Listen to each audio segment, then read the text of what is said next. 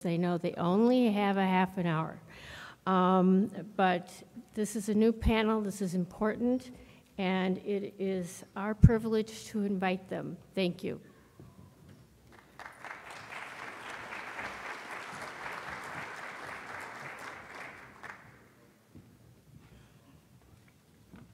Charles, the other mic, please.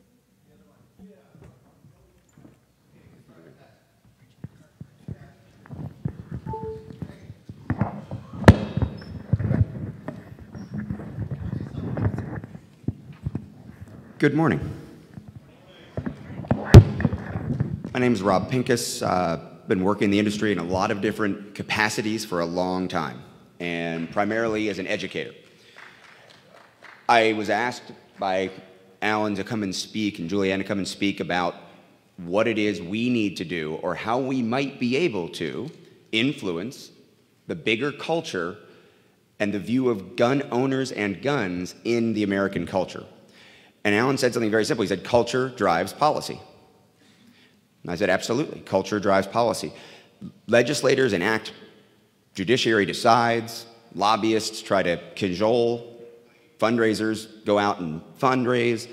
But ultimately, it's the American society, the culture of the American society that drives what policy gets enacted.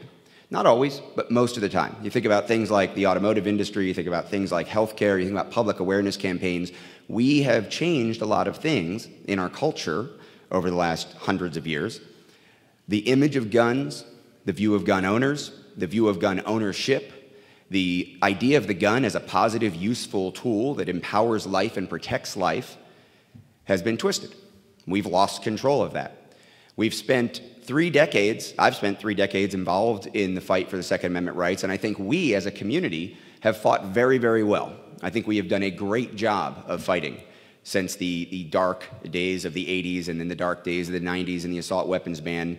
And when we look back and we see that when I started formally fighting for our rights, when I started being part of that fight, there were, what, 2 million concealed carry permits in the country?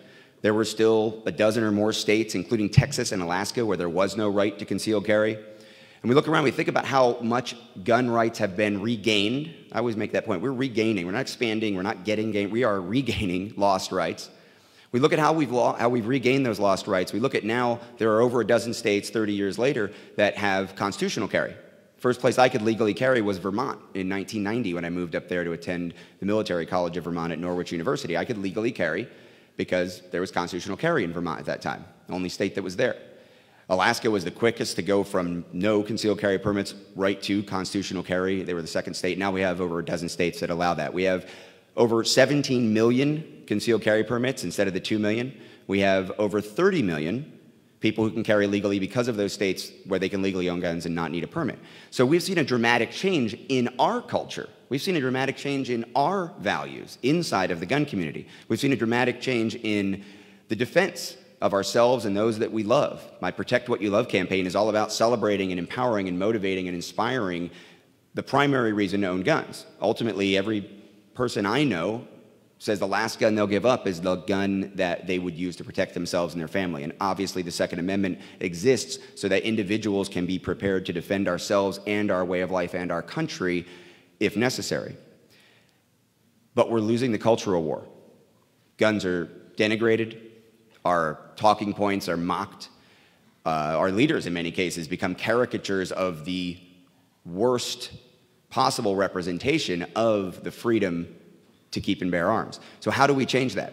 The last panel, I think, did a great job of, from Mark's standpoint, representing the idea that we need to control, we need to take back the initiative, we need to be influential, and we need to be proud. We need to not let, quote unquote, the other side, whatever that may be, control that conversation.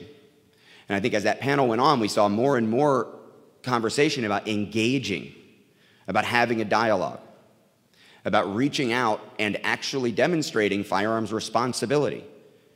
And I think sometimes that starts with admitting that we have some issues to clean up inside of our own house. Issues of inclusiveness, issues of avoiding the polarization and the diversity that our political scene in the country is so wrought with today. The idea that it's they, that it's them, that it's almost a victim mentality. The left, the liberals, the anti-gunners. I'm sitting up here on stage with the Liberal Gun Club. So how many of you are guilty of saying liberals in a negative way, in a pejorative way, in a denigrating way, just like they are in this cultural war with us? How many 15,000 members do we ostracize, right? How many people do we lose? How many opportunities to influence the culture and improve the image of gun owners and gun ownership and celebrate the expansion and regaining of gun ownership, the new numbers of concealed carry permit owners, the defensive gun uses, the positive experiences, the scholarships, the youth programs, all of these positive things get lost in the fear-mongering, rhetoric, talking points, sometimes nonsensical they. Let's go talk to they. Let's have the dialogue. Let's start influencing culture outside of this room. One of the ways we do that is by influencing the culture inside of this room, obviously. Laura? Thanks, Rob.